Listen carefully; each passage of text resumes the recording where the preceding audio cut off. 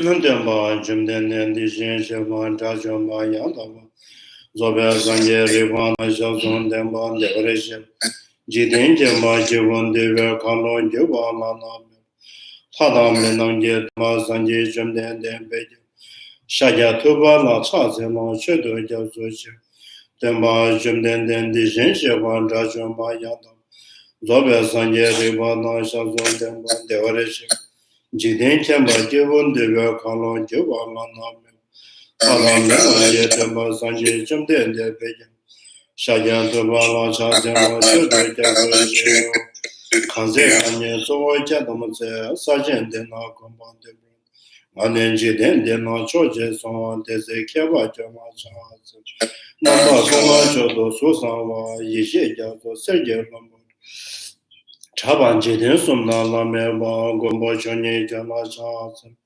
Senjon Demba Jimen Davishe Sendon Dawa Jama Chaz Dede Kela Seba Sumanji Nyame Kenje Jama Chaz Gombo tuji che denpa, tamje kembe denpa, sonama yende jazo jen, di shen shen la cha, taben de sha che wa jo, gewe nye son de ju, che de tuen nama cho jo ba, shi jir cha la cha, chen ne che wa la yan de, la ba ta la ra de, shen ge tamba yende de, ge duen la ya cha, de wa che ya me sha shen, ge wa pun son so ba, rang ge sen ne yon so de, ten ne san je de ma, Kama Rabri Mameda, Yuma Seva Chubur, Melam Lodan, Tinda Burun, the J. Chanam Deter, Sonam Dia, Tunja Seva, Komatum, the Kinjan, Gada Nada Shiva Labri, Siveson and Jova Jova Resho. Teacher, a completely perfected, fully awakened being, perfect in knowledge and in good conduct, strong knowledge, supreme guide of beings to be attained, teacher of gods and humans, to you the completely and fully awakened one, the blessed one, the glorious one, the secure from the shadow of time, I prostrate my conference in the to to the the teacher teacher of of the the blessed one, the one gone beyond, the fully destroyer, completely perfected, fully awakened being, perfect in knowledge and in good conduct, Sugata knower of the world, supreme guide of beings to be tamed, teacher of gods and humans, to you the completely and fully awakened one, the blessed one, the glorious conqueror, the secure from the shadow of I prostrate my conference in the to the teacher, the blessed one, the one gone beyond, The Lord destroyer.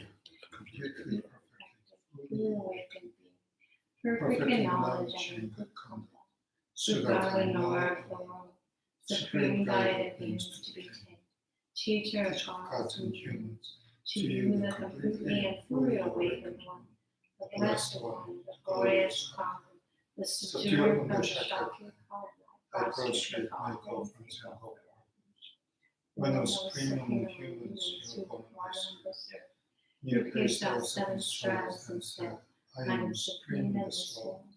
To you who are wise then I prostrate. With pure bodies formed supremely, wisdom ocean like golden mountain, faith that blazes in the three worlds, winner of the best, to you I prostrate. With the supreme sun's face like spotless moon, color like gold, to you I prostrate. You are immaculate, the three words are incomparably wise one, to you I prostrate. The Savior having great compassion, the teacher having all understanding, the field of merit with qualities like a vast ocean, to you the one come to thusness and prostrate. The purity which makes one free from attachment, Virtues which frees one from the world, the one path, sublime pure reality, to the Dharma which pacifies all. those who are liberated and most social holy with qualified realizations, who are devoted to the moral precepts, to you the sublime community and taking virtue life. Do not commit any non-virtuous actions, perform only perfect virtuous actions, subdue your mind thoroughly. This is the teaching of a star mirage of flame of a lamp, illusion of chocolate, a dream or flash of lightning or cloud. See conditioned things as such. Through these merits may essential beings attain rank of all sin, subdue the flow of thoughts, and be delivered from motion of suffering, of aging, sickness, and death. Sanje Shana Soje Chanama Chanju Padu Tane Jansu Nagin Jinso Jeve Tsonam Je Rola Pinche Sanje Dobrish Sanje Shana Soje Chanama Chanju Padu Tane Jansu Nagin Jinso Jeve Tsonam Je Rola Pinche Sanje Dobrish Sanje Shana Soje Chanama Chanju Padu Tane Jansu Nagin Jinso Jeve Tsonam Je Rola Pinche Sanje Dobrish Sanje Shana Soje Chanama Chanju Padu Tane Jansu Dagin Jeso Jebe Tsonu Dola Pinche Sanje Dobare Sho. I go for refuge until I'm enlightened to the Buddha, the Dharma, and the Sangha. Through the merit I create by practicing giving and the other perfections, may I quickly obtain the state of enjoyment. I go for refuge until I'm enlightened to the Buddha, the Dharma, and the Sangha. Through the merit I create by practicing giving and the other perfections, may I quickly obtain the state of enjoyment. I go for refuge until I'm enlightened to the Buddha, the Dharma, and the Sangha. Through the merit I create by practicing giving and the other perfections, may I quickly obtain the state of enjoyment for the benefit of all sentient beings. Pume Bumba Lejeme, de la Pume de Deme, the Shinshiba Bundeme, the Shinshiba Kaji. Keda Sanje Pumbala, Dene Rajin, the Yame, Rajin, and the Kamama, the Shemu Nakama. Kaji Shenjamu, the Danya, the Kaja Danya, the Cheda, the Shinshiba. Keda Raji Yemena, Shemu Yuba Cheda, Rajit on the Shemu, Moto, the Shedeka. Kede Pumbo Madembaran, the Shinshiba Gayana, Tena Tati, Tenet, and the Yuma. Pumbo Nala Madembaran, the Shinshiba Gayame, Kajima, the Yumena, Tenet, Nyawa Lamba Mayamba, Nyawa Lamba Jimenjo, Nyawa Lamba Meva, the Shishiba Jimbe, Namangan the Zena Kajeti Nishinya, Mebe the Shishiba, the Nyawa Nebechata, Kashinyawa Lamba, the Tenaraji, Dagam, Kameba, the Jimba, the Yereke, Tedanyama Yanamba, Nabagunja Domania, Tombe the Shishitoma, Chidabu, Tomashi Jemij, Metoshi Jemij, Nila Nibimij. David in the Jivaja, Tada Medala, Shiva de la Canaya, Tada Tamela, Shiva de la Canaya, Congregation, Zabatu, Tenanya and Devala, Major Noto, Rajin, the Sajin, Yeda Java Medeja, Sambateva Nimeja, Kanda Sanjit, Sevamina, Trevenia Badevonia, the Jinshiva, the Jinshiva Raja, and the Potter. The Jinshiva Rajimendo, the Jinshiva, Radu Giovanni Geneva, Kangi Adinjava Joan, Gavameba Gemeva, Chabameba, Tomeba, Tade Dimidjimea, Giovanni Jedama, Zobe Sanyaman, Tambatella Sazelo.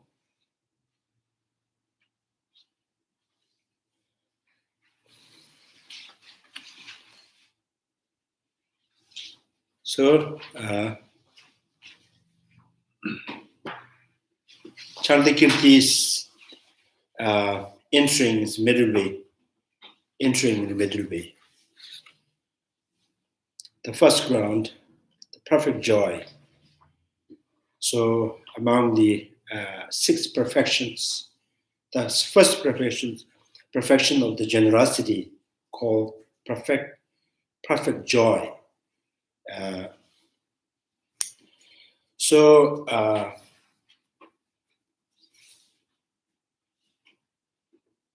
I think here, we in Englishman translate perfect joy,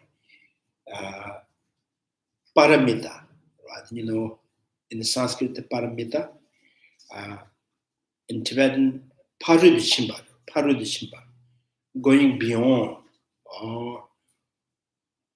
What else?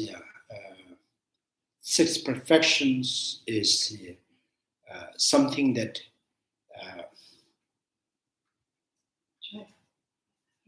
Joyful effort? Joyful effort? No. So perfect joy here is first Burmese, the practice of the generosity is called perfect joy. The first Bhumi means Bodhisattvas, noble being. The first, their perfections of the generosity called perfect joy, Radhugawa. So anyway, first I'm going to read the root text a little bit, and then the commentary by the Lama Tsongkhapa. So here it says, I pay homage to the gentle Lord Manjushri. So this was translator's salutation to the Manjushri to indicate this book, this textbook is in the category of Ngombe means wisdom, the wisdom text, to indicate wisdom text. The translator kind of added this homage to the Manjushri. So now the real Chandrakirti's root text started from Charvaka,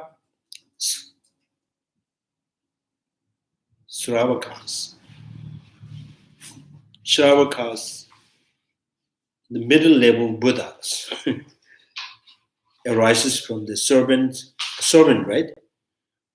Sages. The Buddha are born from the Bodhisattvas, the compassionate mind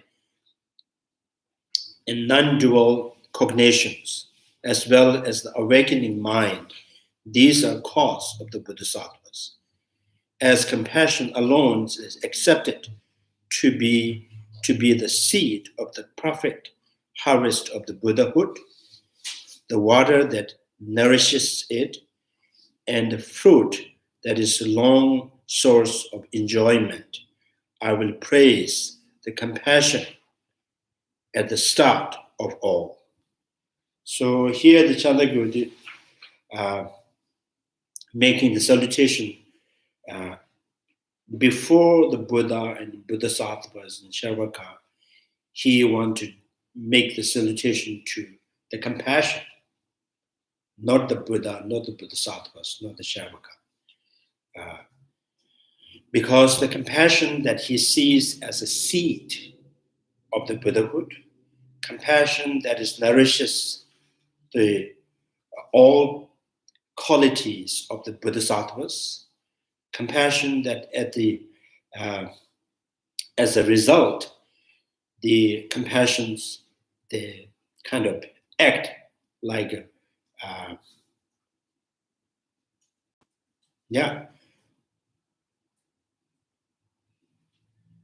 ripening fruit, right? So compassion is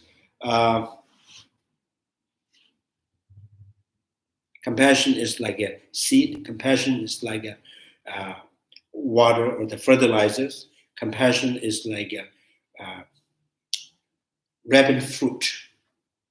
So it means compassion is the seed of the Bodhisattvas. And once the Bodhisattvas on the path, what makes them succeed to achieve or attain enlightenment of the Buddhahood is due to the compassion. Once the Bodhisattvas reach the state of Buddhahood, what makes Buddha to act is again the compassion, right?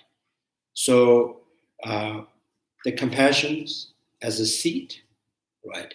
And compassion is like a fertilizer. Compassion is like a ripening fruit, right? So, so this is why the Chandrakirti want to make the salutation to the compassion.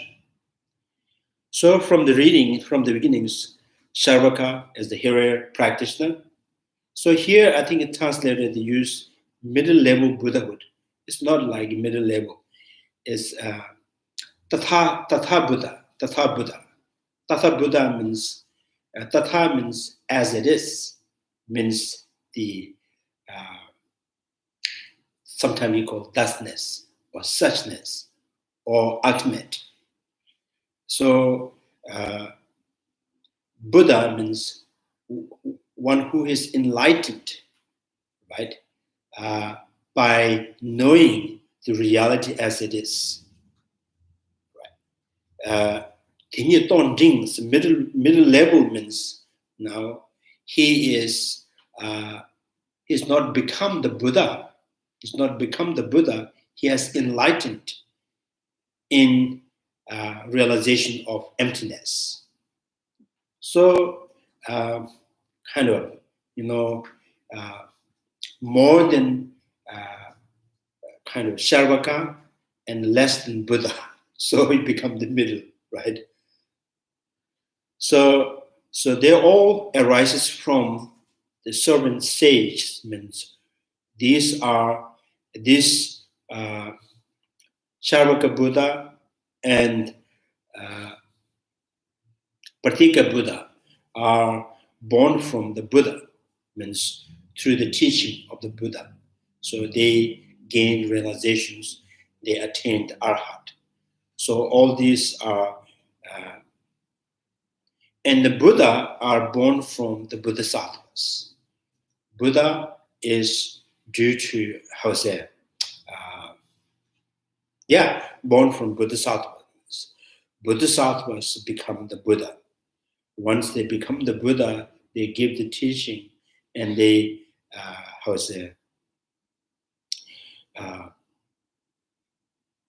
through listening and contemplating on the teaching of the Buddha, and particularly the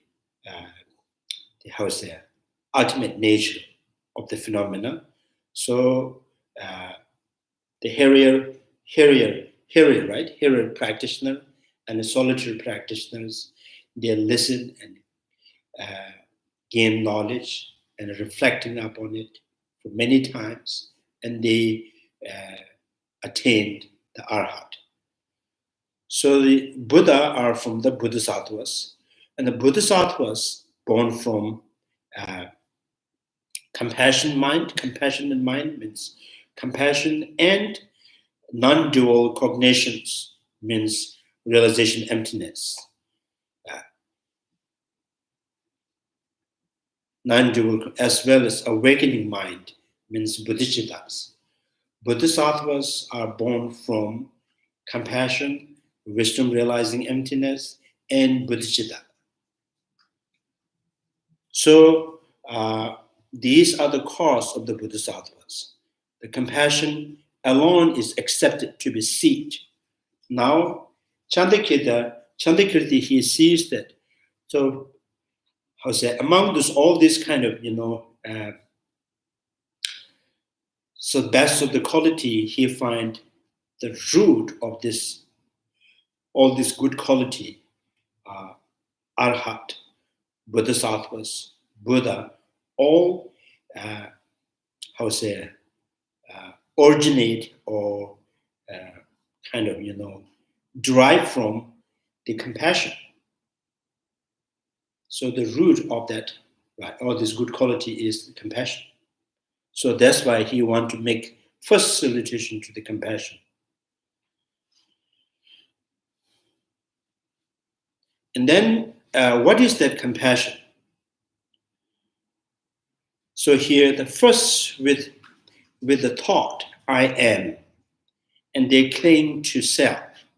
Then with the thought, mind, they become attached to things like buckets or on the water wheel. They turn without control. I bow to the compassion that cares for such suffering beings. So now he wants to make, comparing with the compassion. Compassion means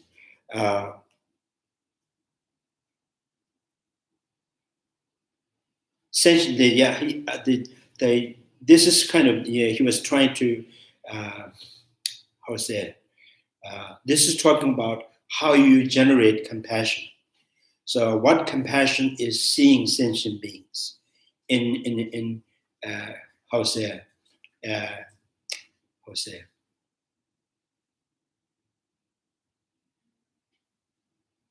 yeah, maybe in what manner the compassion seeing the sentient beings.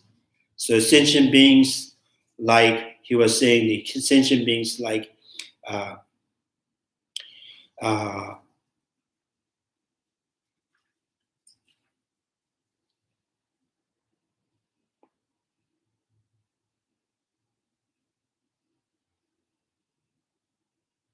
Ramameva, yeah. Sentient beings are suffering. The suffering of the sentient beings due to untamed mind and sentient, yeah, untamed mind, right? Due to untamed mind, and through the untamed mind, committing the karma that tighten up the sentient beings, kind of, yeah, tighten up sentient beings, and then this karma, and then this untamed consciousness continuously, how say, uh, kind of almost no beginning and no end, all right, without any control, involuntarily, kind of throwing in the cycle existence, yeah, right? So cycle existence, again and again, many times. So he was setting the example like the water, the bucket, bucket of water wheel, right? Bucket of the water wheel, right? It's a water wheel, right? What do you call it? It's a pond or well, right? Well.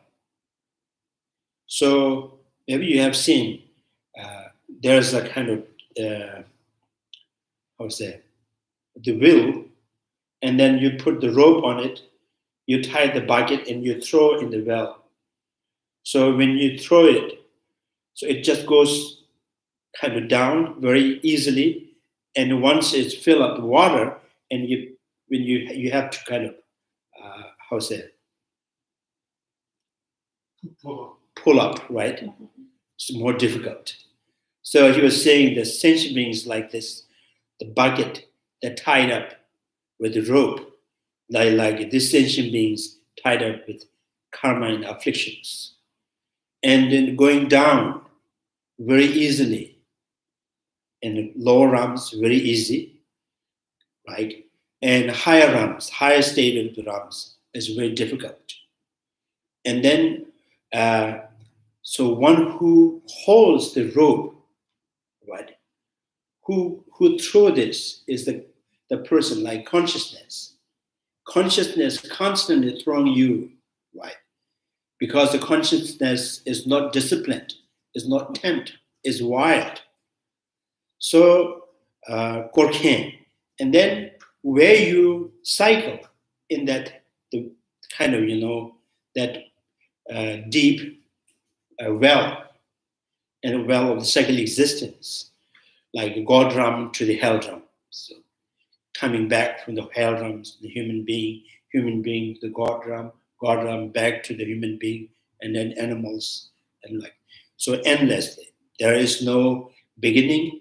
It's like a chicken and egg. So there's no beginning and no end. It's just cycle. So he was saying this. There's 6 example, and what do you call it? Example.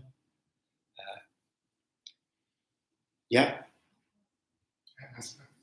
6 comparisons, 6 aspect of the comparison.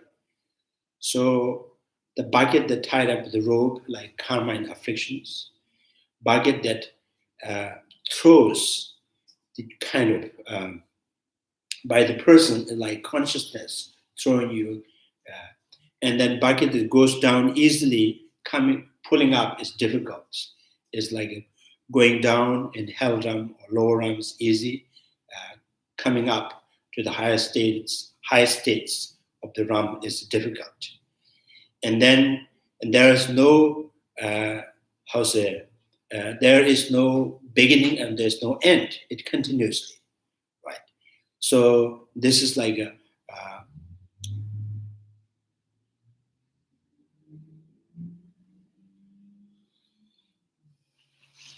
so I think we should go one by one. First, Sujin Shinran's bucket that tied up with afflictions and the karma. And the second, the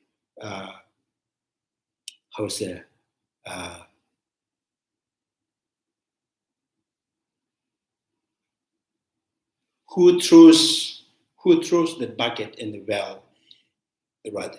One who throws the bucket in the well or the sentient being in the cycle existing is the consciousness.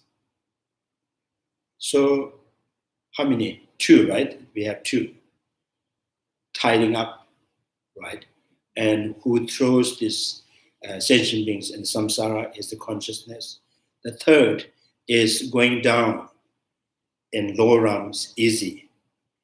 Pulling up, coming up the higher states is difficult. So that's third kind of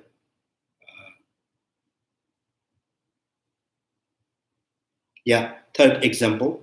And the fourth is there is no beginning and there's no end, right?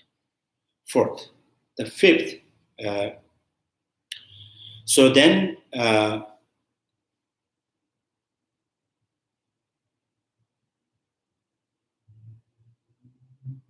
Nyabambebas, kind of,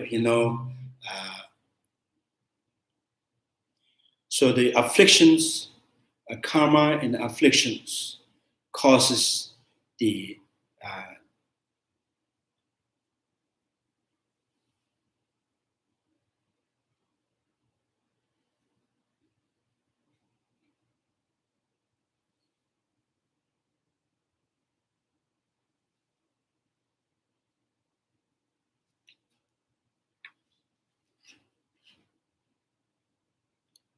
Shibangama. Yeah. So this is like, the birth and aging and the death. So birth and aging and death is birth because of the aging and death. Aging and the death is because of the birth. So this is like, chicken and egg. And the sixth, the kind of the example, how is it comparing is the, so this suffering in the samsara, or the bucket that constantly hit, kind of beat up in the well, is not just one time, it's every moment, right? So what sentient beings crashing in the samsara is suffering of the suffering of change, suffering of pervasive condition. So three suffering, the constantly beating up the sentient beings. So, this is how Chandrakriti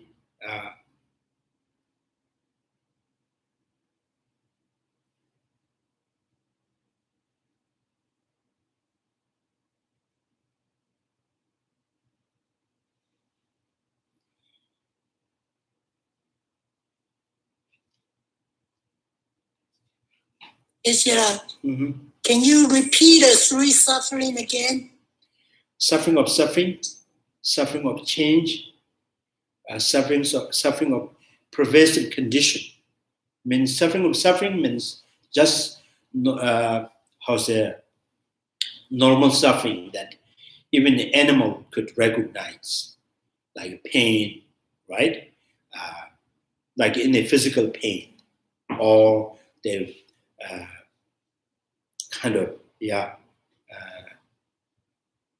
physical pain, suffering of suffering. and then like anger, attachment. So there's a mental discomfort. These are the suffering of suffering. Suffering of change is a pleasure. Every pleasure that once we experience, and next moment it changed into suffering. It caused dissatisfactions, right? So the suffering of change is the pleasure, and suffering of pervasive condition means now just simply because having the 5 aggregates. This 5 aggregates is the source, is the origin. Just because of that, you have physical pain, you have mental discomfort. So all because of these 5 aggregates. So the 5 aggregates are called pervasive condition. So this will not, right? This will not end with this life. This will continue. Next life we're born. Every time we're born, you are bound to experience those suffering of change and suffering of suffering. So the 5 aggregates is pervasive condition.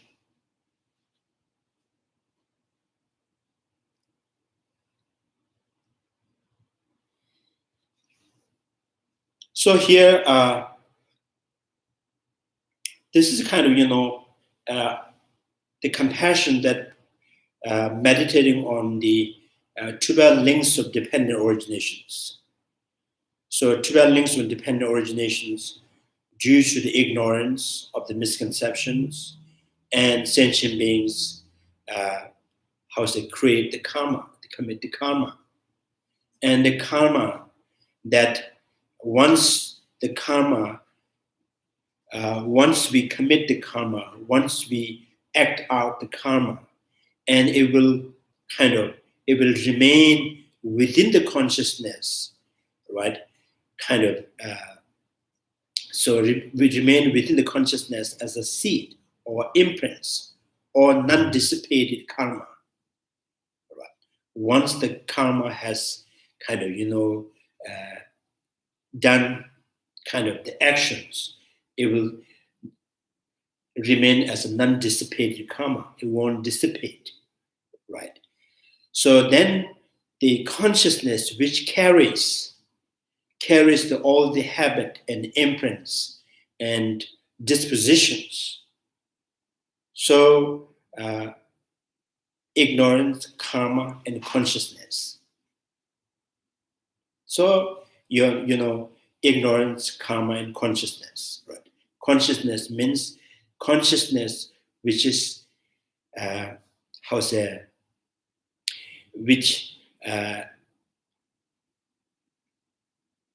think the possessing this the imprints and the habit. And then the third is developing different originations is name and form. So the consciousness heavily carrying the imprints of the habit, and then goes to next life, living this life and end this life and goes to the next life, again join to the new elements, new sets of the element, then studying name and form. So name and form means is becoming the basis of the sentient beings, as the foundation of the sentient beings, right? So first entering is in the mother's womb and the contact. So start to existing within the mother's womb. From the beginning, it's called name and form. And then gradually it develops, then called faculty, right? Coming out all the limbs like head and legs and hands. So then now you're not just name and form, you have name. So this is the girl, this is boy, right? So then that means the faculties, sense faculties, sense powers. Right? So gradually developing the sense faculties. And once the faculties are completely developed, and then in the contact, now you come out to the mother's womb, and then first you see, you smell, you touch, right? So that kind of first contact is contact, right? So from the contact, and generates the feeling, right? And then from the feeling and generates the craving. Oh, I want this. I don't want this, right? Craving. And after the craving, and then says grasping. So it means now you're not just crave for feeling. You are pretty much know this. This may bring this particular feeling. This will bring this feeling. So you go after the cause of those feelings. Right. So, like as I mentioned, like you crave for the taste of the chai. Now you go to Indian store to buy the teas and sugars like that, going after the milk.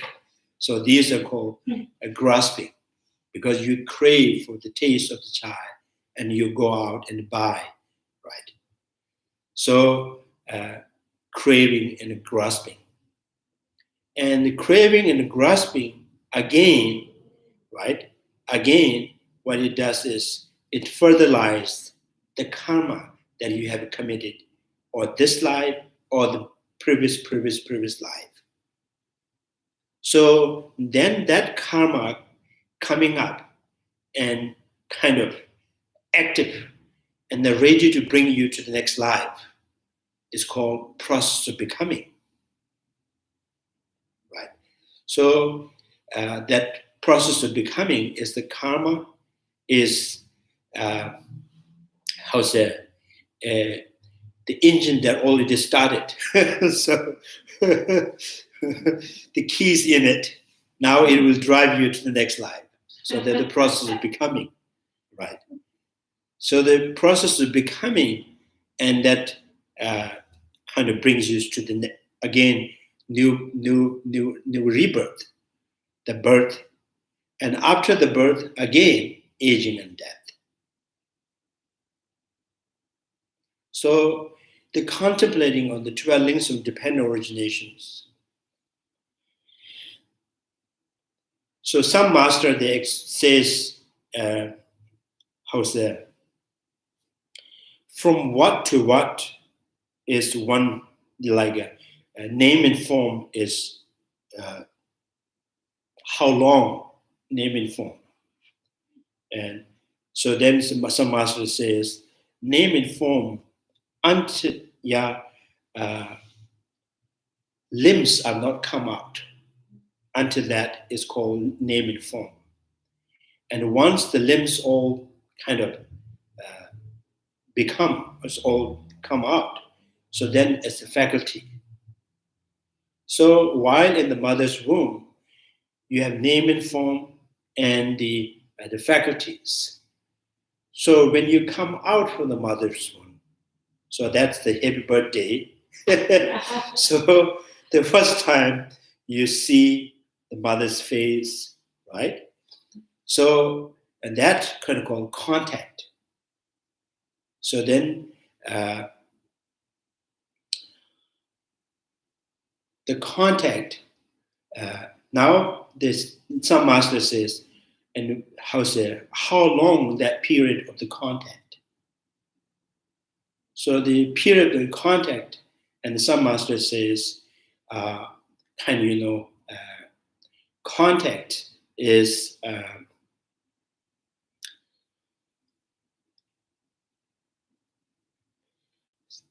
there's some text that says until you develop kind of develop the last experience. attachment. So until that, you are in the contact period. So you know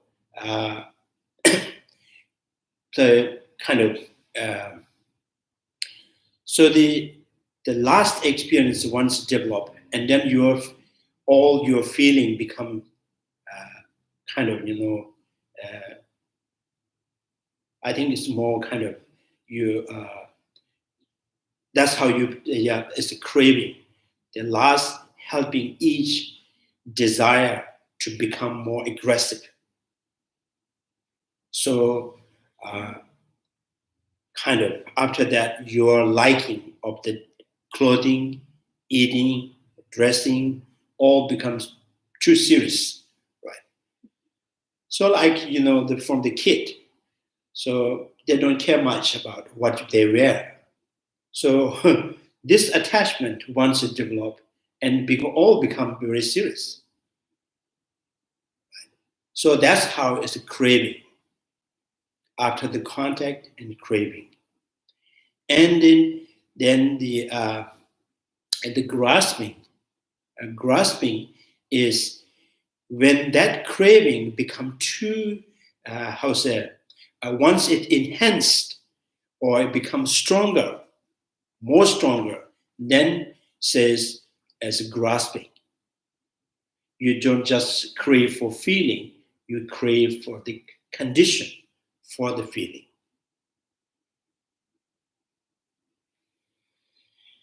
So ignorance, karma, consciousness, name and form, faculty, contact, right? And then feeling, and then craving. So craving and grasping is attachment. It is the deluded desire, because a craving simply desire for feeling, and the grasping desire for condition. Like I think you have seen this wheel of life in the picture. When it comes to grasping, there's the monkey trying to catch hold on the fruit, because he has already tasted the fruit. Now he want more, right? So the monkey, they pick one fruit, apple, they eat, they throw it second. so that's kind of the grasping, because he has so much crave for that taste, right? So the process, then this strong attachment, the two kind of attachment, this further, it is kind of increasing or kind of fertilizing the karma. So then that karma, once is activated or being active and being manifest, so then that is called a process of becoming. So in this way, the 12 links of dependent originations. So this particular process of becoming karma can be this life karma, can be previous life karma.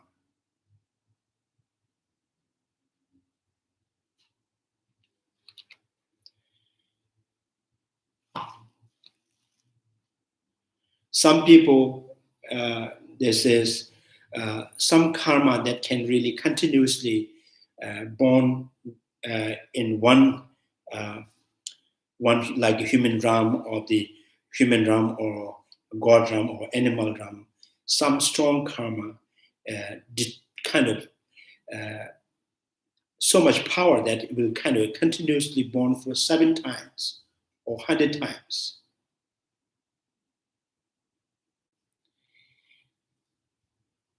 So process of becoming. So in this way, when we contemplate on oneself, one's own previous ignorance, and the karma, and then name and form, consciousness and name and form, and the faculties, contact, feeling, grasping, process of becoming. So you are meditating on the 3 lives: previous life, karma, ignorance, karma, and consciousness. This life, name and form, faculty, contact, feeling, craving, grasping, and the process of becoming. And next life, birth and aging and death. So when you meditate on this 12 linked divine originations in the 3 lives, so the purpose of this meditation is to generate renunciations, generating a genuine desire to wanting to free from the cyclical existence. So Chandrakirti in Lama Tsongkhapa commentary says that first you have to meditate this for oneself. And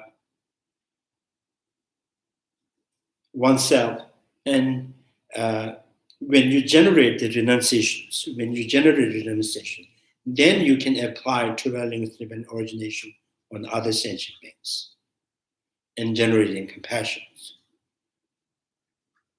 And then says that you cannot just develop or how you cannot just contemplate 12 linked and divine originations on other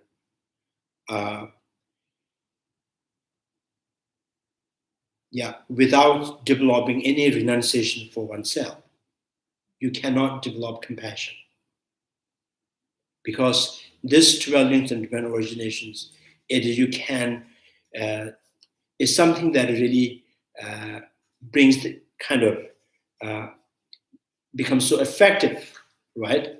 And then you can develop compassion to others. So without generating compassion to yourself, you cannot develop any genuine compassion to others.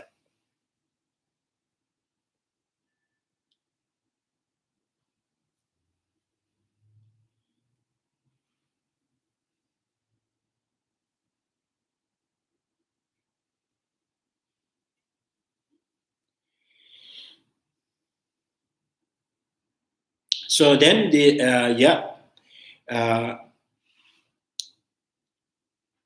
so you see how sentient beings, become so grasping on self. So first thought, I am, then they cling to the self. Then with thought, mind, they become attached to the things, me and mine. So me and mine, I think this is me and mine, the concept, a strong concept of me and mine, or the grasping on self and the mind is, this is the main obstacles for developing compassion to others. So this is strong boundary, right? You and others. For this, so Hinayana practitioners, they destroy the boundary, there's still no feeling. So no boundary, you and mine, but still there's no sense of compassion. So the Bodhisattvas first need to destroy that boundary, the solid, concrete existing of self.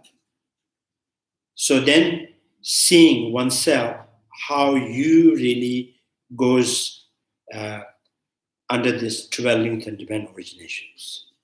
And then they generate, generate the renunciations. And then there is this genuine desire, they wanting to free from the cyclical existence. And then you see that same situation, condition that happening with other sentient beings. So then says you can develop compassion. And why Hinayana, right? They've been successfully destroyed the concrete existing of self. Why they are not being able to generate compassion to others? Then this is due to lacking the lovely love, Yewongi numbers aspect of the lovely love. So lovely love means. So here the term that used in the Dharma term, Yewongi number. And I heard one time the Robert Thurman used this lovely love. So Yewongi number. Yewon is favorable, attractive. Yewon, right? Yewongi number means something favorable. You don't see the others favorable. You don't see the others something respectable, something lovable. So now to make use of that, right? Make use of you seeing other sentient beings to something favorable to you, something likable to you, and then there is a Asanga's methodology to developing the lovely love is now you have to think all this cycle existence, the endless cycle in samsara. So in the samsara,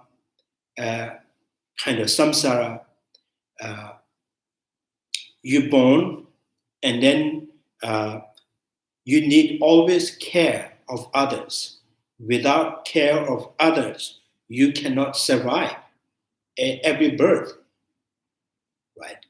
Bird, animal, right? The bird, kind of dog, or any kind of animal is a human being. So without care of other, you cannot survive.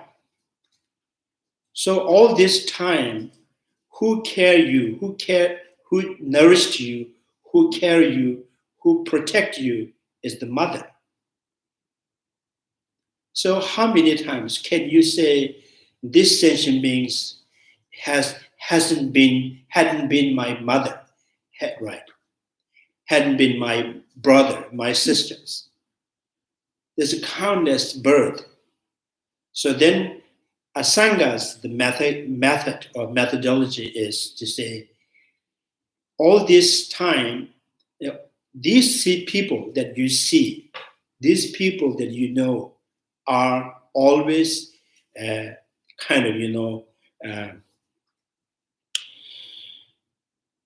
always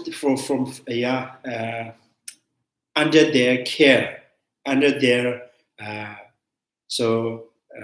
because each sentient beings had been my mother, so they protect you, they cherish you. So if you think of that, every sentient being had been my mother, and that helps you to kind of develop sense of lovely love. So when you look at the sentient beings, oh, he or she had been my mother. Right? So that really helps you to to see other sentient beings more lovable, more favorable, more respectable, right? I think not this just kind of text. The text, just one commentary says that, or Asanga's text says that. But in everyday experience, how you when you feel how do you feel close to others? What makes you what makes you so close to one to others? And sometimes the politician knows this. What makes you close? Politician knows. So I think we should learn to listen from the politicians. Sometimes there's this talk about the nationalities. Sometimes talk about countries. Power, right? And enemies. So that makes people so so closed. in China, the communists, they use kind of dividing, when divide in the people, and they're kind of, and then all this, the nationals become so kind of, so, so close to each other.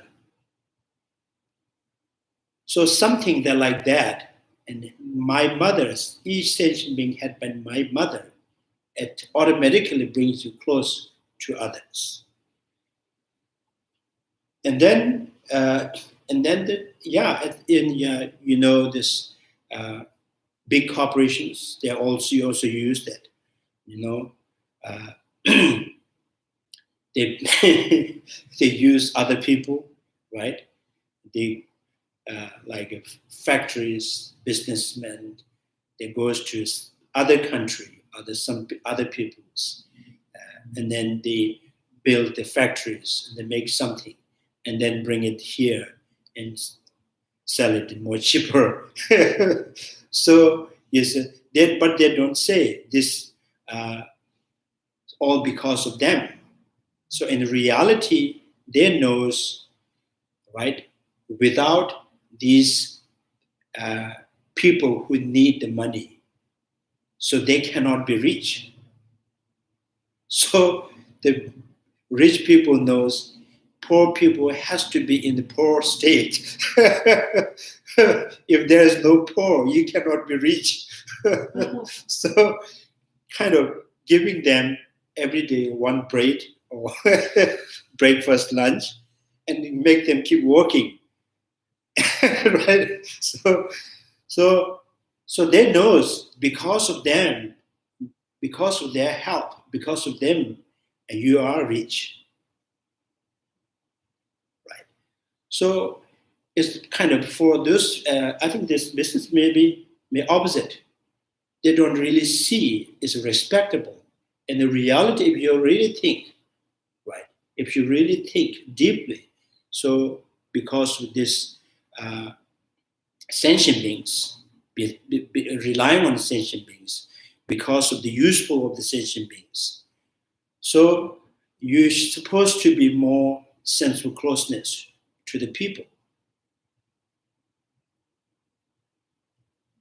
I think they only teach us in the store. You should respect the customer.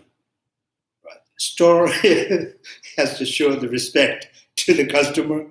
The business owner, they don't show the respect to the customer. So,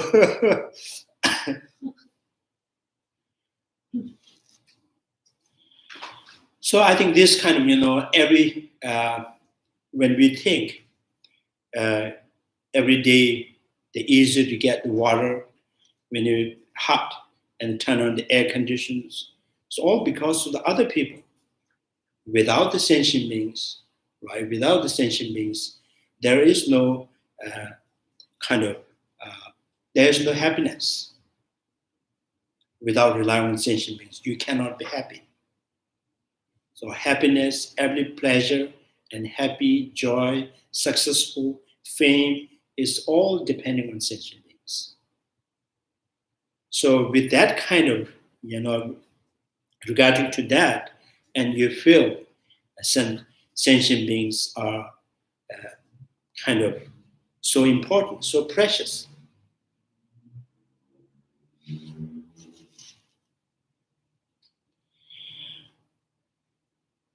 So I think this Asangas, the method is every sentient being had been my mother. With that lovely love, kind of the perspective, or perspective, right? It's perspective, lovely love, and with that you destroy the concrete, solid existing of I, and then become that feeling or sense of closeness, sense of respect, sense of lovely love to the other, become genuine compassion. Right. So Nagarjuna's the method to developing the the lovely love is the interdependencies, right? Depending.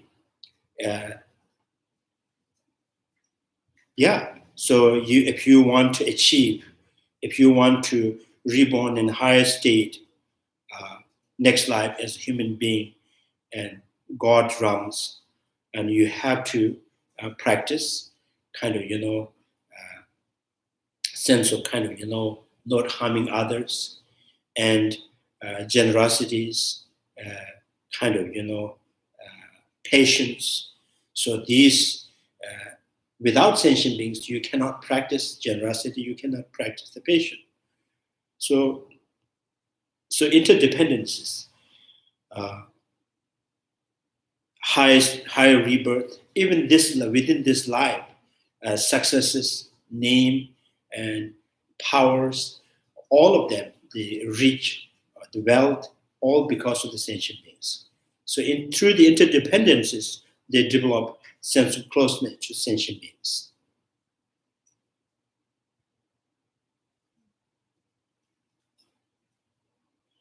And the further in the Bodhisattva's practice, and there's so more you kind of deeper you think about interdependencies, and then Bodhisattvas, so they see kind of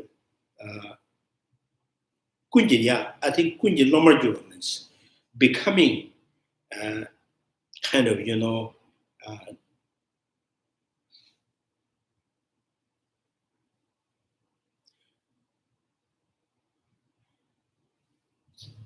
Bodhisattva, they always says this kind of kunjya lomarjo means becoming the student of all sentient beings, right? So because relying on one sentient beings, you gain some knowledge, but depending on what sentient beings.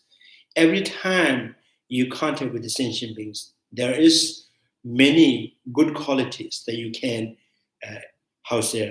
develop, and you can gain knowledge.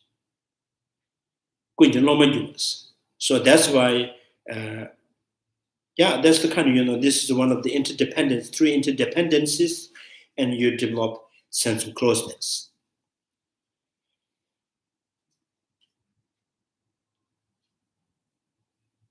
Now, in the brief, so here you need two things to generate genuine compassion.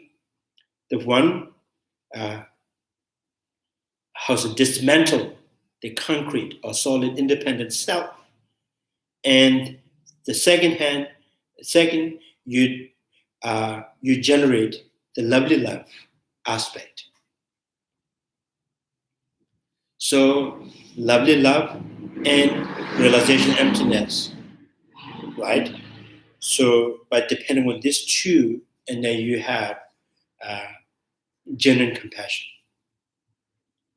So the Hinayana, they have dismantled these concrete, solid, the intrinsic existing of I, but because of the lack of lovely love, and they could not really develop the compassion.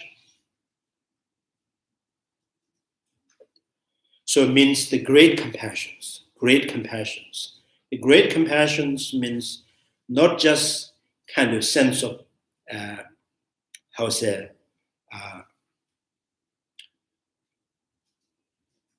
sense of compassion is responsibility. The great compassion means so saying that from now on, I take pledge that I'm going to free every sentient being from suffering. I free every sentient being from suffering. So with that kind of, determinations and promise, and the compassion become the great compassion.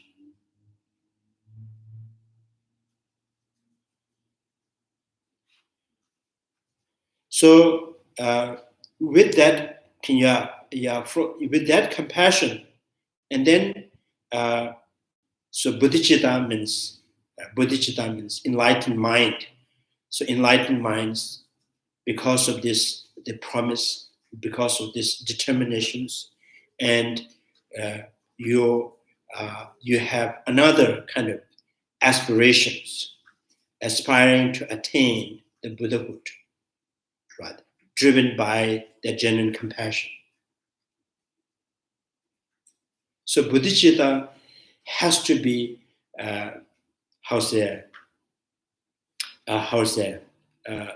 bodhicitta, or the enlightened mind, has to be generated through genuine compassion.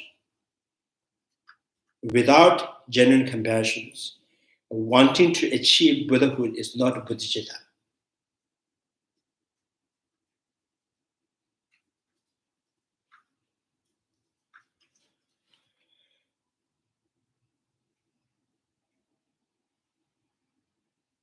So I think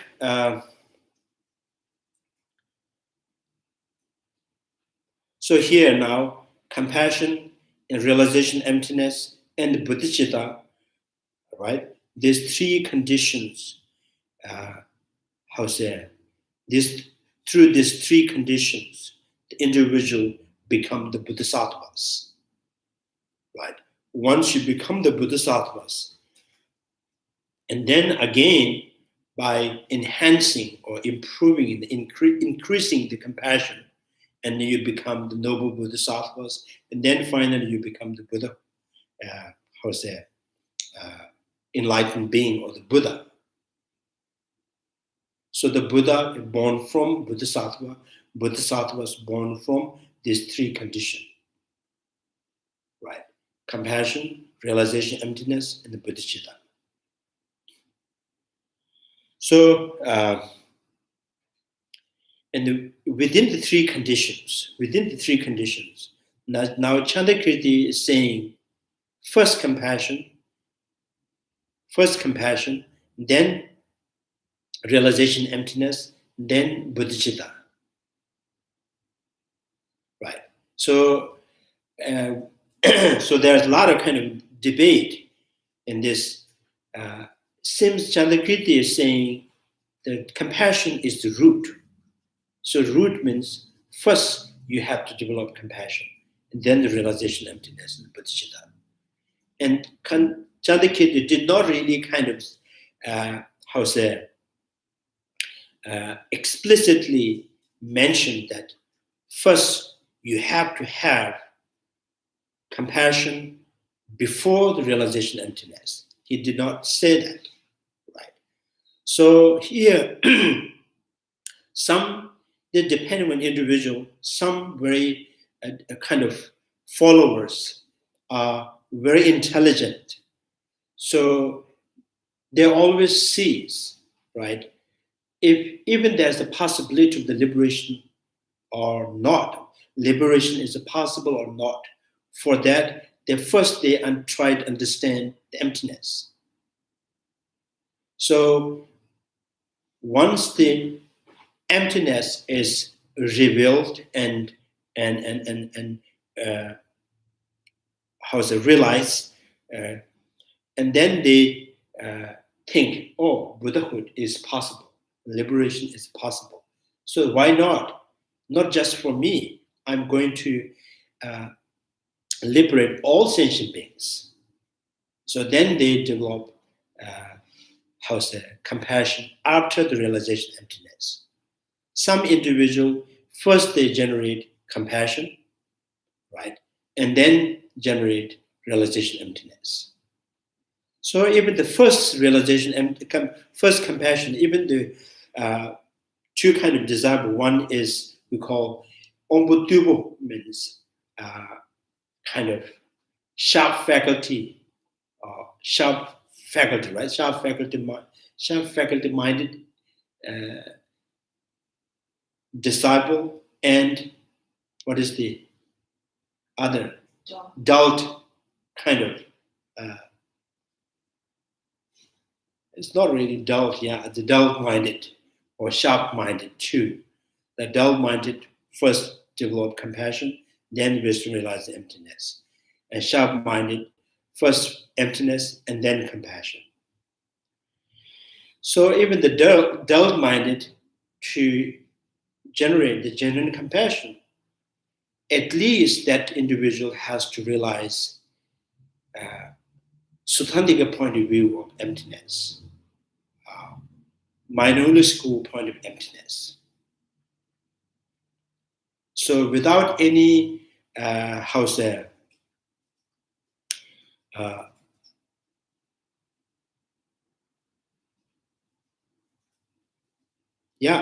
Without without realization of absence of self-sufficient I, there is no genuine compassion. It's just sense of kind of concern. Could you explain more on the Sautrantika view of emptiness versus, say, Prasangika view of emptiness?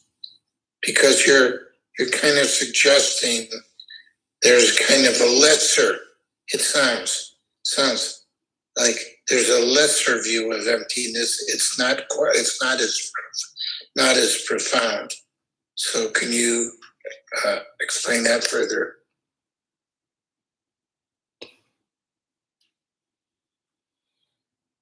Self-sufficient I and intrinsic I, these two first. So two negation element. So Suthandika school, so they're trying to negate self-sufficient I. Prasangika school, negating intrinsic I. Right.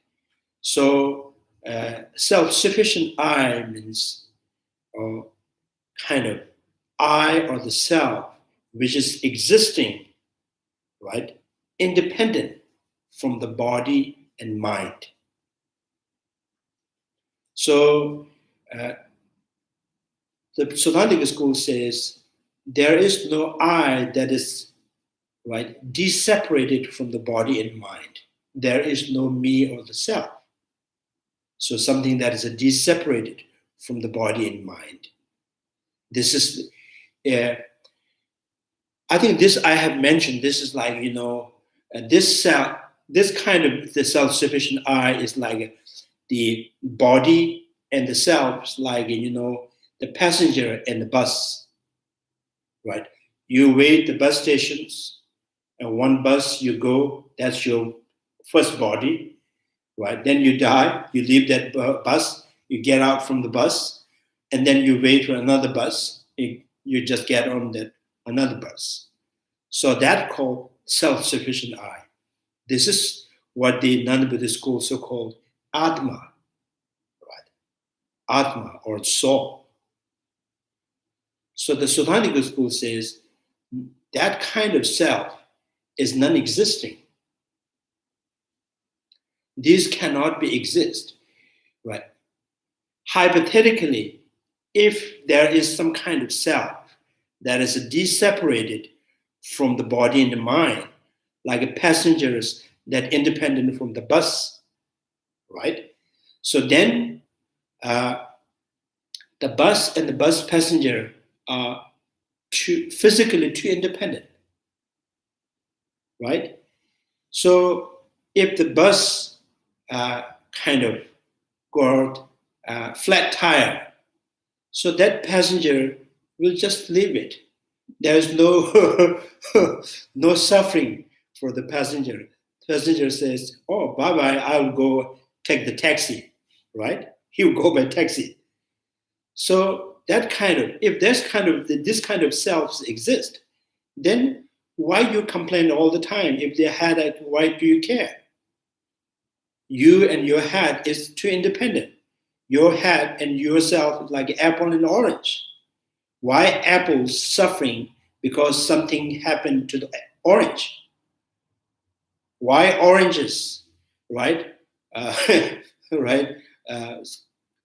Need to worry when the apple is rotten. So physically, every feeling that's right, when you see things, when you smell things, or I smell it, I see it, I feel it. So that means you are not deseparated from the body. So if there is some kind of, again it says a self-sufficient I is possible, then this self cannot be suffer. If this is suffering, right, and deseparated from the body and mind, and this suffering has no cure,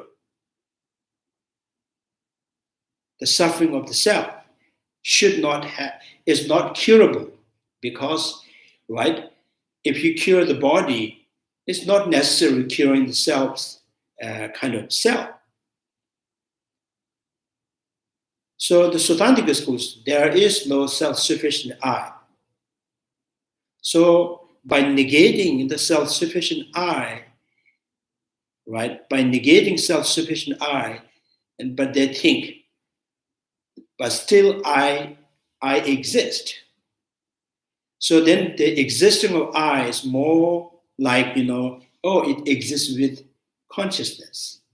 It exists in this continuum of the consciousness. So this something that self is inherent with consciousness, particularly the mental consciousness. And then within the mental consciousness, there's continuity of the consciousness. The self inherent with consciousness, mental consciousness. The Prasangika school negating not just self-sufficient I, the self is never inherent with everything, not inherent with body, not inherent with consciousness.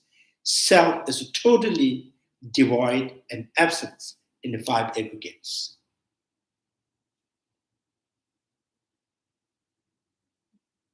So it sounds like they both have a view of the relationship of the connection with the aggregates. The Sautrantika view is, it's inseparable from the aggregates, and the Prasangika view is it's unfindable in the aggregates. It sounds like this is what you're saying. You can't find it in the aggregates, whereas Sautrantika says, it is in the aggregates. Am I understanding correctly? Yes.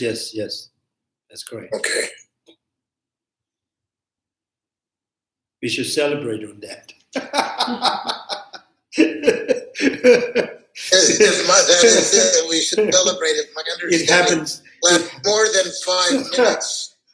It happened once in 2021 in August.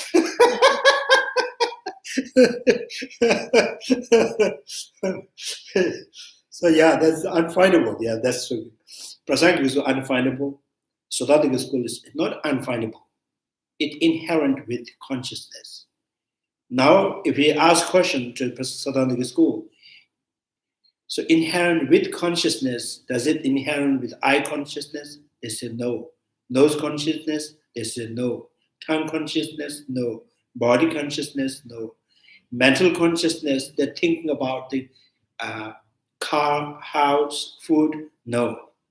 And this is, mental consciousness, the continuity of the consciousness, right? So there is something, right? Is I or self inherent with it, right? So it's intrinsic property of the continuity of the consciousness. So that they use the term senshi yijinamshi. Senshi yijinamshi is the illustration of self within the consciousness. Now, when the Prasangika school negating everything, and then so Sautrantika school, the minor-only school, they're all ganged up and saying, Prasangika school, you are nihilism. You are falling into nihilism. So this is, if you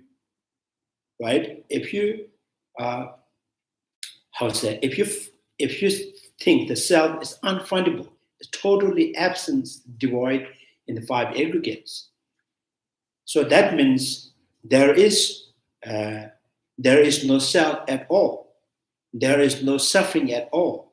There is no path that kind of lead to the liberations. So you are deprecating the path, deprecating the Arhat, Buddha. So you are, although you are not explicitly kind of deprecating the Four Noble Truths, but you are implicitly you are deprecating the Four Noble Truths and the Buddha and the Bodhisattvas. So the Prasangic school says, I find very balance, kind of, dismantling the self in the five aggregates, right? Dismantling the self in the five aggregates and finding the existing of eyes as a dependent arising, right? So the Prasangic school says this dependent arising of the self, this conventional existing of self, with that I can find there is the suffering, there is the path that free from the suffering, there is the path that lead to the liberations, there is the Buddhahood, there is the Arhat. So I think during in India, within the we call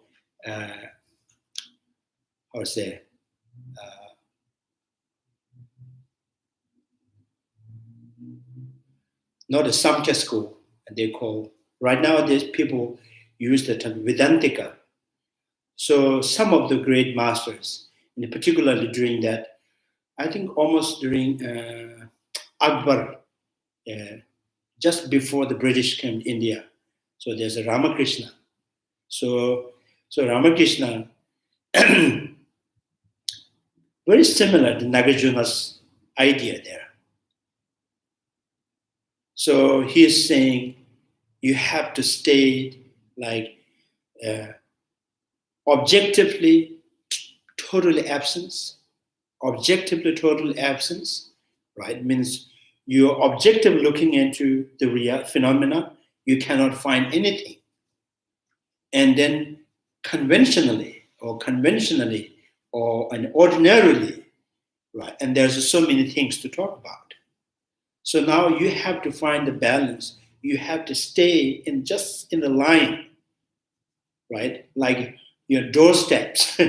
You don't go out. You just come. You just stay in the middle. You can see inside the house and outside the house. So that's how you have to kind of find the balance and ultimate and conventional. So the Prasangic school saying, objectively not finding anything is the way to find things are dependent arising. So otherwise, dependent arising has no kind of no evidence, no kind of there's no reason to find something dependent arising, because something is not objectively exists. Therefore, things are dependent arising. If objectively exists, why it need to depending on other things? Right. So like and earlier there was talk about. There was one example. There was the future, how future exists. If you look into the present.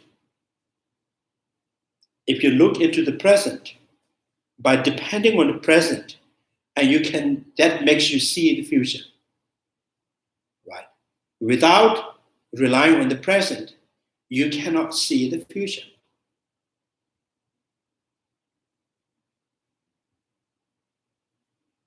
So if you see the potential in the seed, that makes you see the arising of the sprout.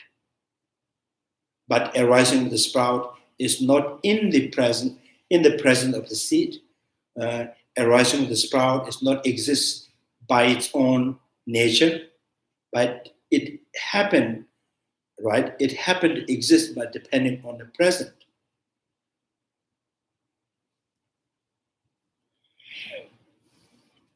So yeah,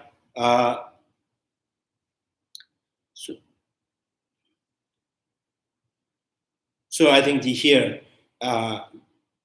bodhicitta, realization, emptiness, and compassions are three conditions that makes the bodhisattvas. And from the bodhisattvas and Buddha, from the Buddhas and out of his compassion, right, and giving the teaching of the dependent arising and give birth the solitary practitioners and herier practitioners. Right?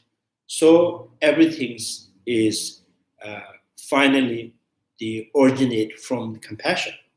So that's why the Chandrakirti first makes salutation to the compassion. So within the compassion, there are three compassions. So beings are like reflections of the moon in the rippling water, seeing them as fleeting. Is it fleeting? What is the fleeting? Fleeting. They kind of appear and disappear. Yoga is like, yeah. That's a good definition. As devoid of intrinsic nature, the bodhisattva's mind falls under the compassion's weight, yearning to set free ever since transmigrating beings. So Simjen Samlambiva, the three compassion. One, so the individuals without realization of Prasangika school point of emptiness, right? Without realization of the emptiness, and through the training of the 12 links of dependent origination, through the meditating of 12 developing compassion, right? Compassion, the sentient beings. And the second compassion is the sentient beings are kind of sentient beings. Like, I think it's a rippling water, like, it's sentient beings instantly changing, right? There is no sentient beings that is, you mean happy sentient beings instantly change, suffering sentient beings, suffering and instantly can, and happy and excited and always not standing still. So seeing sentient beings with the characteristic of impermanence, right? And then by that developed, you have a compassion to the sentient beings with characteristic impermanence. That's second compassion. The third compassion is sentient beings like a reflection of the moon, right? Objectively, they do not exist. They don't really exist intrinsically, but dependently. But depending on the body, they do exist, right? They do exist. Depending on the mind, the sentient being exist. The sentient beings, although it totally absent in the mind and the body, but it exists by depending upon body and mind, right? Like the reflection of the moon in the water, right? You can, people say in sun eclipse and moon eclipse, like we see a bucket of water, and outside we look into the water, and we see, right? So So we are seeing the sun eclipse. We are not directly looking into the into the sun, but rather we just in the water. So we are able to see the sun, but what you are looking at is the reflection. But looking at the reflection, you are seeing the kind of actual sun. So this, you are seeing the sentient beings, the reflection of the moon.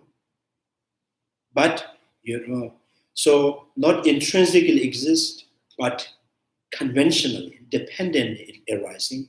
And that the dependent arising of the sentient beings, transmigrators, and it constantly, under the,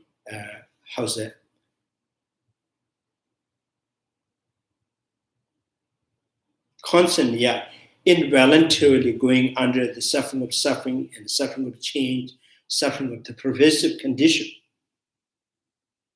So the three compassion. So,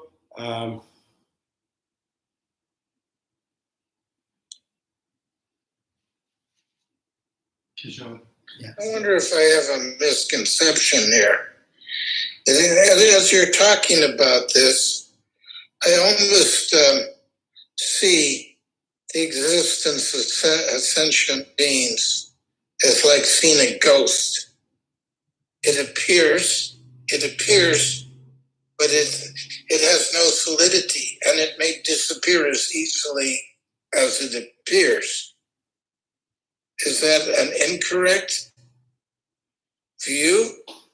yeah, we watch the movie, we watch the televisions, right? We watch the televisions, we go to theaters and watch the movie, and we cry, we get excited, but at the same time, we know there's nothing on that screen. So there's no people there. But if there's no people, why are you so excited? Right? So we are seeing the reflections. So that's what we can see. So when I look at you, I see your face, your head, your whole, right? But at the same time, I know your body is not you. Your head is not you. So the two mind, the one mind that actively knowing there is no sentient being at all, and one this with this conventional perceptions, the constant, the having an image or aspect in the mind. So you combine this wisdom says nothing objectively, and conventional perception says yes, there's something, I can see it, I can feel it, I can interpret it. So two together, so then you say you are seeing others, you are seeing sentient beings, the reflection of the moon. So this is like exactly you're watching the television. You watch the television, basketball, you get excited, you cheer, right? If you open the television, there's no one there.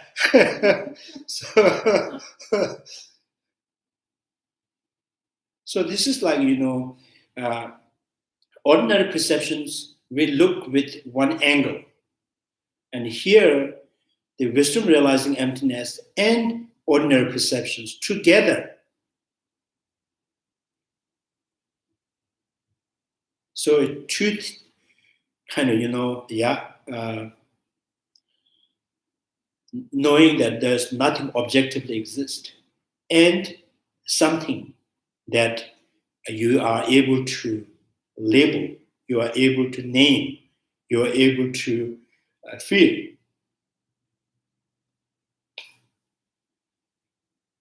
I think Ayodhya was mentioned many times, right? Ayodhya says the color, and she's talking about the color.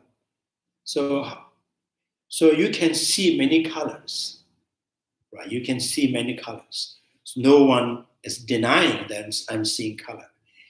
Now, the people who is seeing the color and one person who is seeing the color with understanding that there is no such color that exists by its own property. So that person is seeing the color is like a reflection of the moon.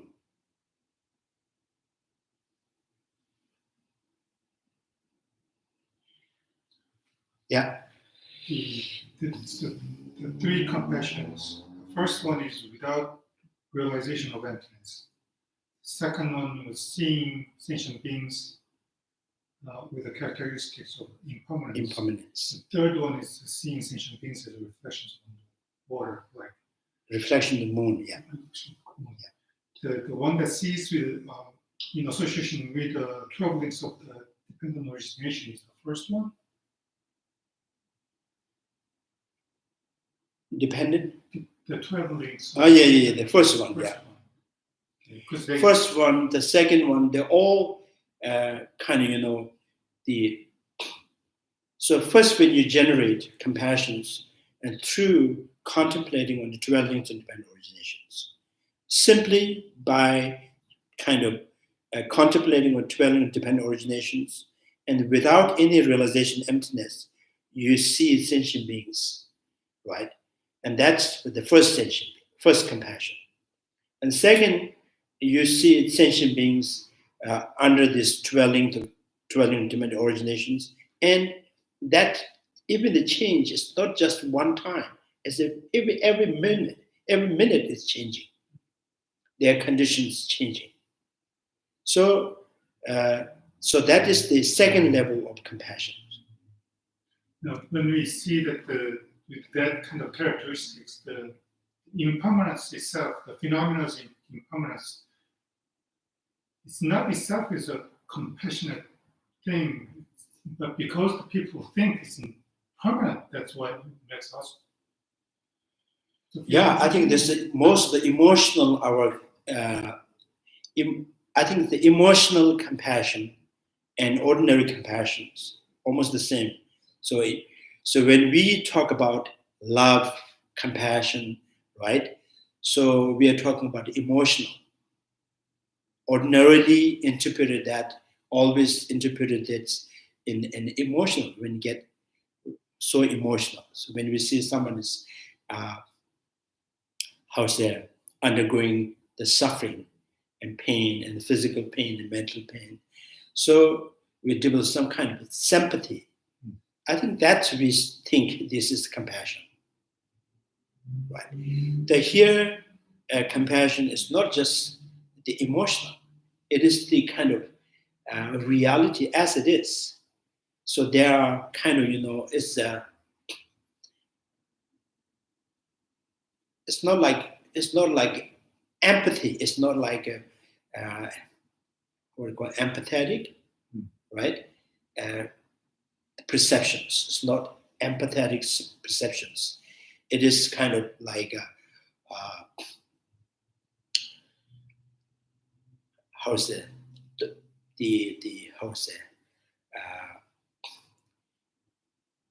in the reality how sentient beings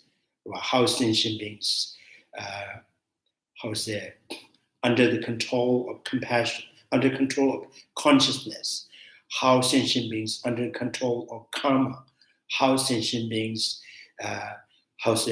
involuntarily experiencing this craving and grasping and birth and aging and death. So it's a mind that is not. It's more like realizations, not like a feeling.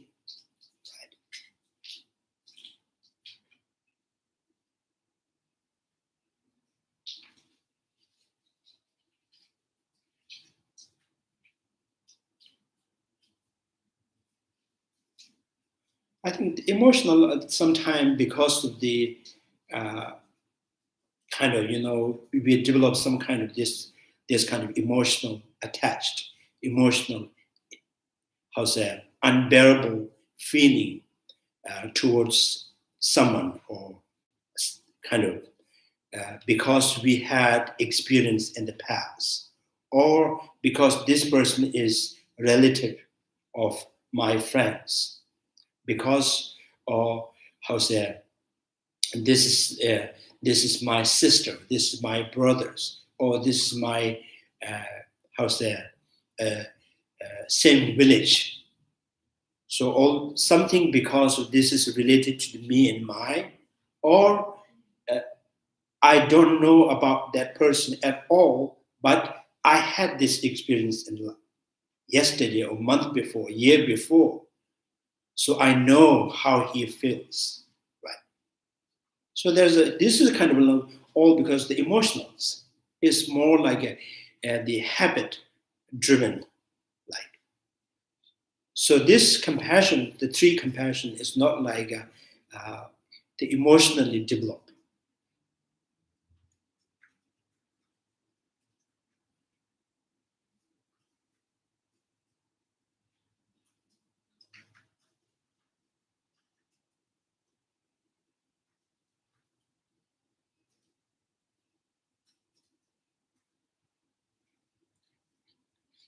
So this kind of compassion is almost like based on the realization of, the wisdom, based on the realization of the emptiness kind of compassion.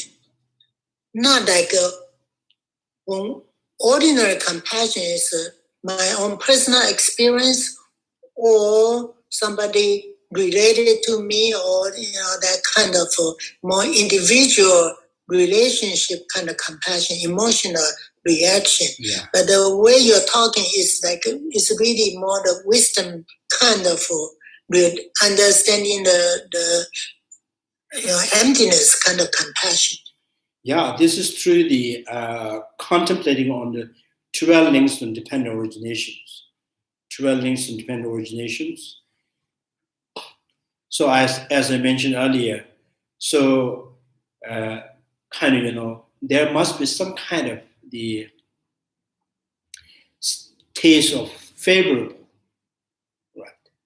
So sentient beings, 12 links and dependent originations is a practice by hero practitioner, solitary practitioners, and bodhisattvas. So they all practice 12 linked dependent originations, meditating. But why bodhisattvas, they develop genuine compassion? So this is even the for mindfulness of the practice, mindfulness of the body, mindfulness of the feeling, mindfulness of consciousness, mindfulness of phenomena. This my four mindfulness practice equally in the Hinayana and the Mahayana, bodhisattvas and the hero practitioners, solitary practitioners. Right. Now the difference is bodhisattvas, when they meditate on mindfulness of the body, not only one body, one individual body, they meditate on both sides of the body. First, they meditate in mindfulness of the body on one's own, and then the second, they shift to the others. So then they kind of they alternate, right? Your own body and others' body, your own body and other body. So then that makes it easier to develop compassion. So the hero practice in solitary mainly focus on one's own body, right? Impermanence and conditioned sufferings. That's it. So this is why they get access to understand the emptiness. So they don't really alternate many times one's own body and others' body. So, and 12 links and dependent originations, the bodhisattvas, they reflect on 12 links and dependent originations on one's own 12 links and others.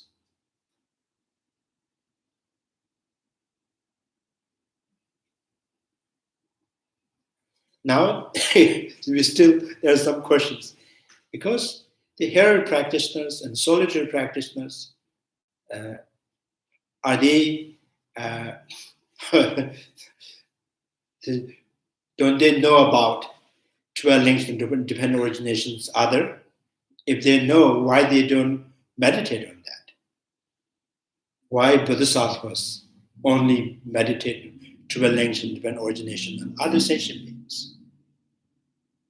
So the answer is lacking the lovely love aspect. So they, I think because of they're so afraid, they hear your practitioners, solitary practitioners, there's some kind of, looks like when you compare the bodhisattvas and Hinayana bodhisattvas and non-bodhisattvas, if you compare, compared to the bodhisattvas, Hinayana practitioners is driven more with sense of fear, sense of kind of fear, like there's a fear. So constant fear in falling in second existence. So that really fueling up for them to kind of, as much as they've kind of, as fast as they can to free from second existence. So they want to get out from the second existing very fast, very like, maybe this life or next life. So bodhisattvas is more reluctant in that. So bodhisattvas not much care about suffering, because bodhisattva says that in the practitioners, three kind of patients in the bodhisattvas. One, the patient from disregarding the suffering by knowing the nature of the phenomena, right? If you have this body, right? Once you have this body, the aging is nature, it's inevitable, right? You don't worry, you don't constantly worrying, oh, I'm getting old, because this is the nature. So disregarding the suffering by knowing the nature of the phenomena. And then the kind of the suffering, some other suffering, difficulty, facing difficulty when you are trying to help others. A difficulty to finally figure out how I find the how I free the sentient beings, and difficulty to get the skill and methods, the techniques. So this bodhisattvas is, I should, embarrassed, right? You should take up those suffering, right?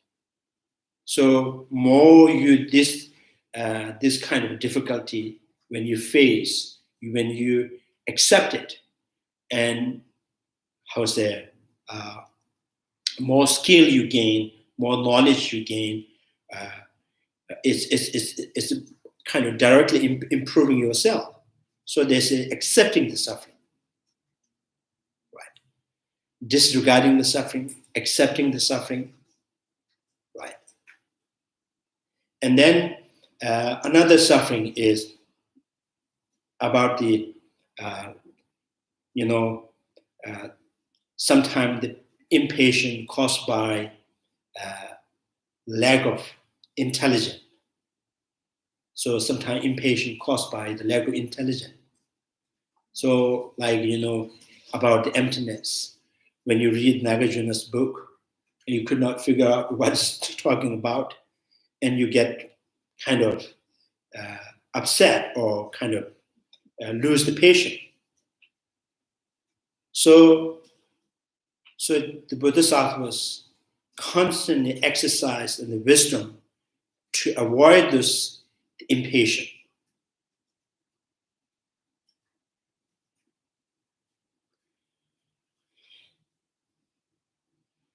So chiminyambes, and then dungeli chiminyambe, I don't know. Disregarding suffering, accepting the suffering, and what is the other Chiminyamba means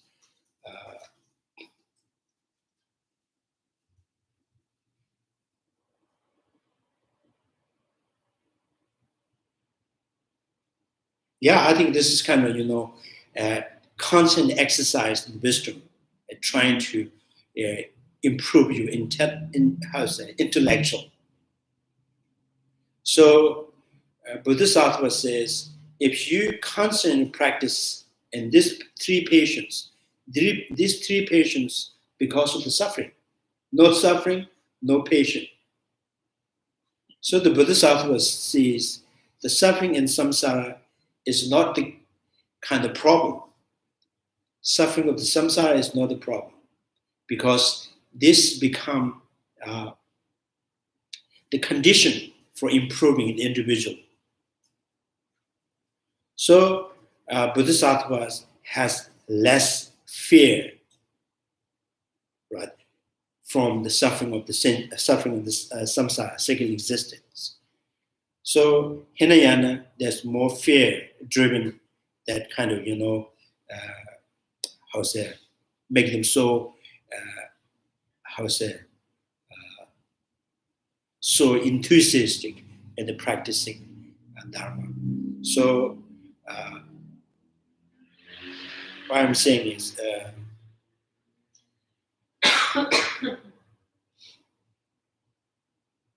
yeah, so depending, all these here practitioners, solitary Bodhisattva, they all meditate in the Four Noble for mindfulness and 12 links and 20 originations. Only the Bodhisattvas are able to generate genuine compassion.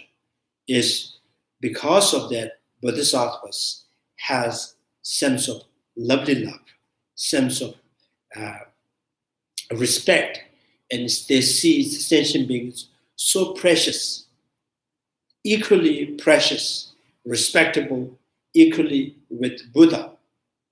Buddha and the Bodhisattva, sentient beings, they're equally respectable, equally precious.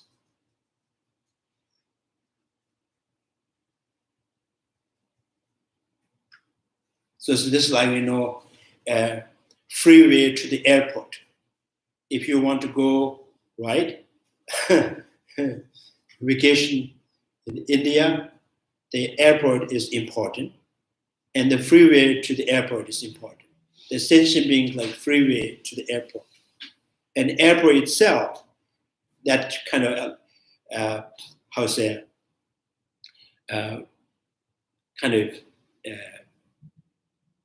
you would have access to get the plane, right? So the Buddha and the sentient being is like a freeway in airport. So you cannot say this is more important or this is less important. So the Bodhisattva sees like that. So that's why Bodhisattva has sense of very strong sense of lovely love, sense of favorable for the sentient beings. So the compassions.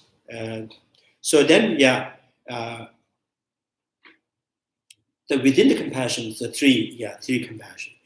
Compassion that's simply a compassion kind of towards sentient beings.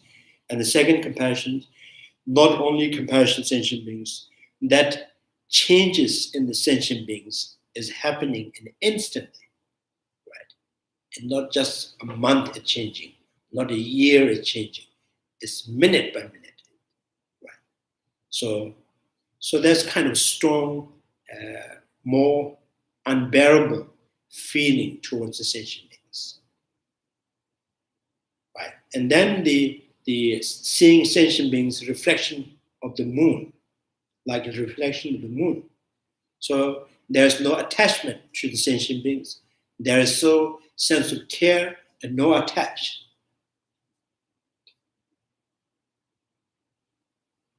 Right? So compassion with no attachment.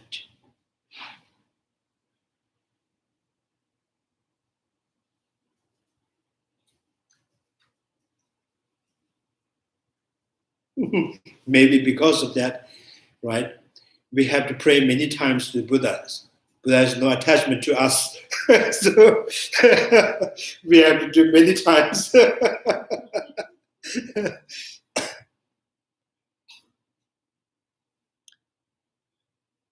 So, and sometimes our Lokitasha, when you praise some poem, they praise our Lokitasha, they're saying, so Dola Chapi Kunsha Zetmas, you are attached to the sentient beings permanently. Our Lokitasha, one who is attached to the sentient being permanently.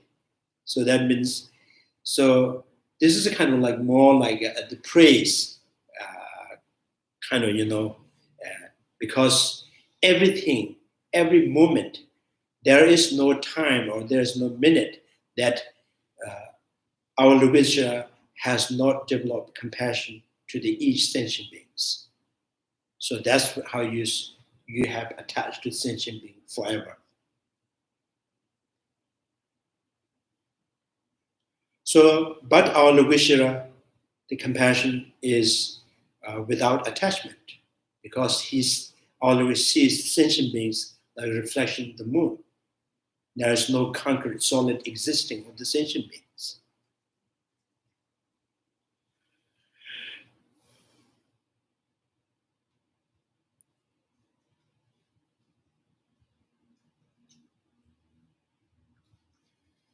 Yeah. Sarvaka and middle level Buddhas arises from the servant sage. Buddha are born from the Bodhisattvas, the compassionate mind and non-dual cognitions, as well the awakening mind.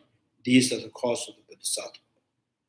As compassion alone is accepted to be a seed of the perfect harvest of the Buddhahood, the water that nourishes it, and the fruit that is a long source of enjoyment.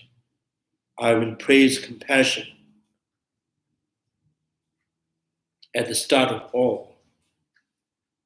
So he was saying, indirectly, I praise or homage to the Buddha and the Bodhisattvas and hero practitioners, the solitaries. The first, he started making salutation to the compassion, which is the root of all of this, to Arhat and the Buddha and the Bodhisattvas, all born from the compassion.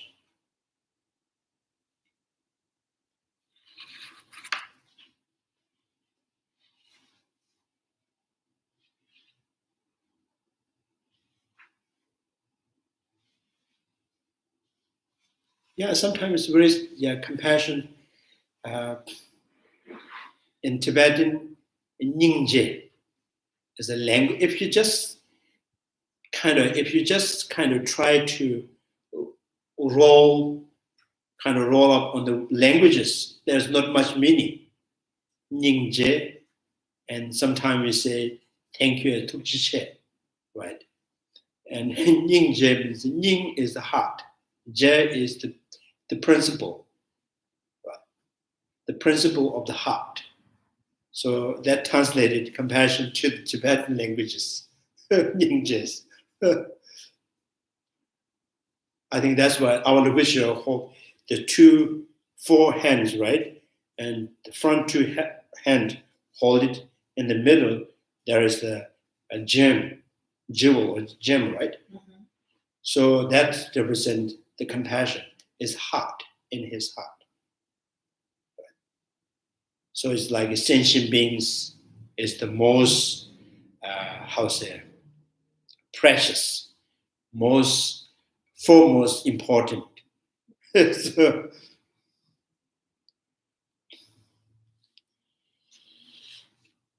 okay, the next Sunday, I will read the commentary. Any questions? No?